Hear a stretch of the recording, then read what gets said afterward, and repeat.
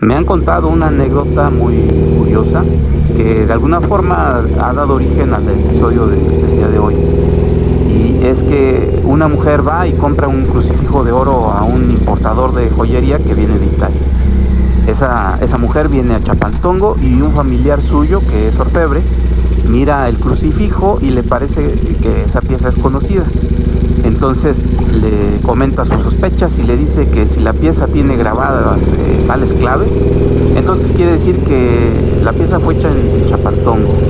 Eh, bueno, la mujer se quita el crucifijo diciendo que no es posible porque esa pieza viene de Italia. Y para su sorpresa, las claves y detalles que sin haberlo visto antes le comentó su familiar, están grabadas en el crucifijo, que además, entre las claves que lleva, al final tienen las letras MEX, o sea, MEX, que por supuesto quiere decir México. En resumen, una pieza en oro de joyería considerada de alta gama y que fue elaborada en Chapantongo, se exportó a una tienda de joyería en Italia. Luego esa pieza fue importada de Italia a México y la compra una mexicana convencida que su crucifijo era arte europeo. Como verán, la calidad de la joyería aquí es de alto nivel y por ese motivo el Colibrí del Sur nos envía a conocer esos detalles.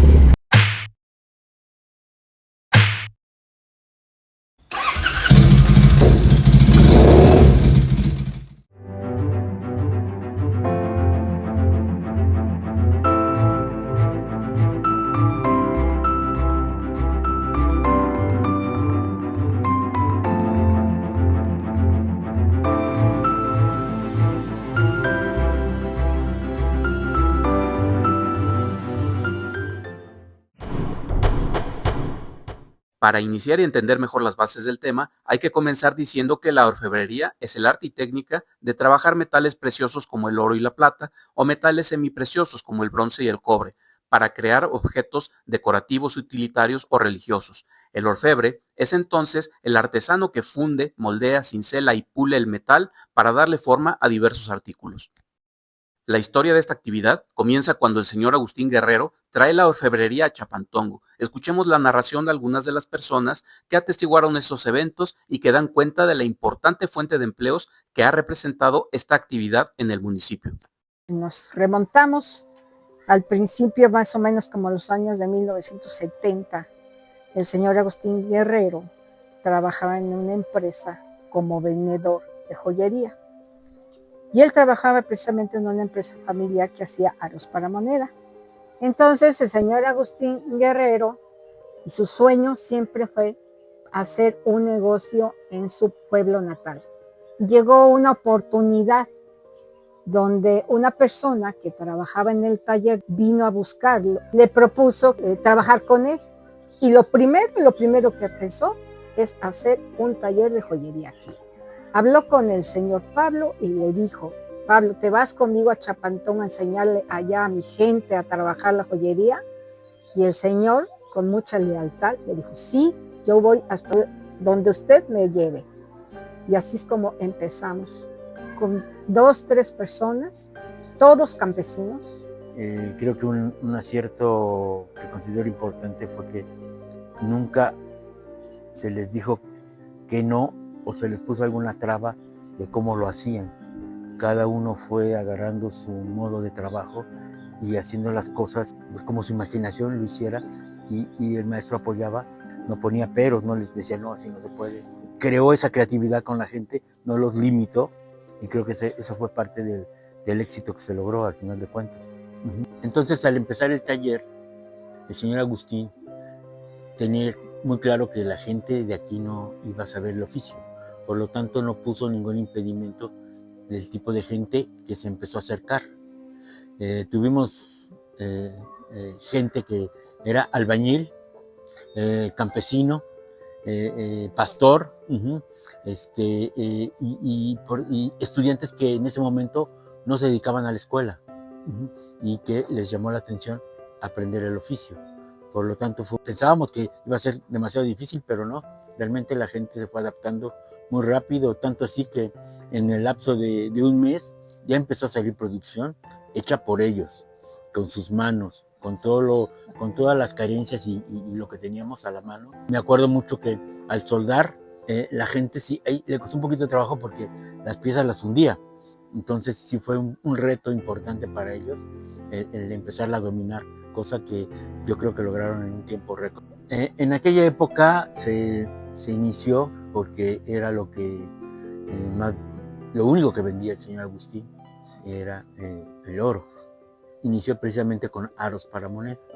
Las monedas que por muchos años y hasta la fecha podemos decir que se siguen comercializando: el centenario, el azteca y el hidalgo.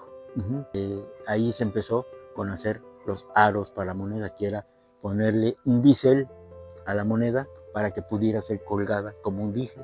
Ahora a la fecha me pregunto cómo es posible que hayamos hecho eso a mano. Es impresionante lo que se puede lograr, y éramos los únicos que hacíamos esos modelos en especial. Un tiempo después después de varias crisis que se padecieron en esa época, nos vimos un poco obligados a conocer la plata. En esa época, pues la plata era como un producto de tercera que no era muy apreciado en México, realmente no con mucho ánimo, porque se nos hacía como, la verdad lo veíamos un poquito denigrante, decir, ¿cómo vamos a hacer plata? Siendo que éramos personas que fabricábamos el oro. Pero el señor Agustín, en ese empeño de querer salir adelante, impulsó el proyecto. Estamos hablando ya de los años 90, cuando empezamos a consolidar la plata, y es cuando decidimos seguir adelante con el proyecto. Mientras que en el oro podemos hablar que se ganaban cientos de pesos, en la plata estábamos hablando de pesos. Fue más complicado adaptarse a esos tiempos. Para finales de los años 90 estábamos ya alejándonos cada vez más del oro, y se decidió hacer latón. Tiene un baño de oro y se optó por abrir ese mercado. En el latón tenía todavía que ser más cantidad para igualar a la plata, y sin embargo igual planteamos el reto de hacerlo, y fue cuando de alguna manera se creció con gente, y sí, se logró tener una plantilla ya como de 80 y 100 gentes. Se creó gente que podía lograr su independencia y poder fabricar sus productos. Empezó a cambiar su mente y a volverse con una mente empresarial, que lo lograron. Empezaron a hacer lo suyo, y fue como se empezó a extender ya la joyería, que ya empezó a dar nombre y renombre a Chapantongo, que ya se empezó a mencionar como un lugar de joyería. En todos estos años que hemos estado en el mercado, definitivamente hemos tenido productos insignia, líderes que hemos podido posicionar en el mercado, que nos empezó a dar señales de que ya estábamos dentro de la joyería como una empresa que ya cumplía con los requisitos que solicitaba el mercado, el tener un registro, una marca. En todo este tiempo, otro producto insignia fue, somos de las empresas más fuertes que está haciendo el tubo diamantado, y que sigue conservando esa calidad y que nos ha dado ese prestigio en todos estos años. Hemos exportado a España, en Estados Unidos hemos llegado como a 3 estados. Yo estoy seguro que si sabemos aplicarnos, si sabemos ahora sí que delegar la antorcha a las generaciones que vienen, podemos lograr esa continuidad, y que aprovechar en un futuro no muy lejano nuevamente el auge que va a tener el oro, porque de eso estoy seguro que va a suceder. Cuando empezamos a sacar nuestro tubo diamantado y hacer las arracadas, en ese momento fuimos un atractivo a nivel nacional y uno de los lugares que en algún momento pensamos que no podíamos entrar es Taxco, porque es reconocido por la plata que hace. Y logramos penetrar muy bien en el mercado de Taxco, siendo que nosotros no le impedíamos a nuestros clientes que dijeran que ellos lo hacían, siendo que lo hacíamos aquí en Hidalgo, aquí en Chapantongo, pero la gente lo conocía que ese producto se hace en Taxco. Sin embargo, sus orígenes son de aquí de Chapantongo. Tiempo después, el taller dejó de trabajar de manera artesanal, se modernizó adquiriendo maquinaria en Europa, que le dio otras posibilidades en cuanto a la producción de piezas con la misma calidad, pero con mayor capacidad instalada para satisfacer la alta demanda de joyería. Como ya se ha referido, algunos de los trabajadores del taller del señor Agustín Guerrero se independizaron y han desarrollado la orfebrería de gran calidad desde hace varios años. Aquí algunos testimonios. Bueno, mi trabajo en la joyería empezó ahora sí que por necesidad de trabajar, y empecé a los 21 años trabajando en un taller como empleado. De ahí fui haciendo experiencia, y bueno, en mi taller fabricamos todo tipo de joyería en plata y en oro. Es lo que se hace. Todas las piezas que el cliente quiere, ya sea por algún diseño que traiga alguna idea o alguna imagen. Hay clientes que traen alguna idea, nosotros se la vamos dibujando y sobre de eso vamos mejorando la idea, y ya después se lleva a cabo ya en la pieza. Bueno, el arte de la joyería o orfebrería va muy relacionado a otro que es la música. Se me ocurre hacer algunos instrumentos musicales, y eso lo fui haciendo en mis espacios libres, y los puse a la venta, y creo que fue exitoso. De eso hubo más pedidos. Son obras artesanales que llevan bastante tiempo, y gracias a ello también se dieron a conocer internacionalmente, relacionado con otros joyeros orfebres también de distintos países.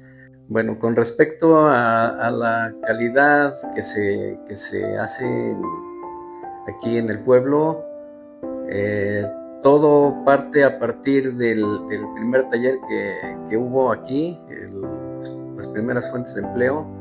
Se manejaba una calidad de excelencia. Dado a eso, se llegó a reconocer el taller principal de aquí, del pueblo, a nivel nacional e internacional, cosa que sirvió para nosotros los trabajadores para llevar siempre esa calidad. Cuando ya se independiza uno, fue como que la escuela de manejar siempre calidad y sobre todo honestidad. La calidad que se hace aquí en Chapantongo es de excelencia en todos los productos artesanales y de joyería fina. La venta es específicamente en tiendas de joyería a nivel nacional, en distintos estados, o a particulares. La gente, los clientes tienen muy reconocido aquí al pueblo por el trabajo, la calidad, y es que eso ha llevado a tener una buena clientela ya a nivel nacional y internacional también. En el episodio anterior recordarán que, de acuerdo con las crónicas de Bernardino de Sahagún, Huitzilopochtli les dijo a los aztecas que abandonaran Aztlán porque él los guiaría y mostraría el camino para llegar al sitio donde fundarían su imperio. Pero, ¿dónde estaba Aztlán? ¿Por qué les dicen aztecas o mexicas a esta población de peregrinos que salieron de ahí siguiendo las órdenes del Colibrí del Sur? Bueno, pues cuentan los investigadores que Aztlán era una isla situada en una laguna en la que vivían los aztecas o mexicas, que en ese entonces no se llamaban así, sino atlacachichimecas, que eran pescadores, cazadores, recolectores de flora útil y agricultores que sembraban en algo así como camellones que construían en la isla. Ellos rendían tributo a los aztlanecos, quienes eran los señores de esas tierras, hasta que ya no soportaron más la carga de tanto tributo que les exigían y decidieron abandonar Aztlán e ir a la tierra prometida. En el próximo episodio seguimos con esta historia.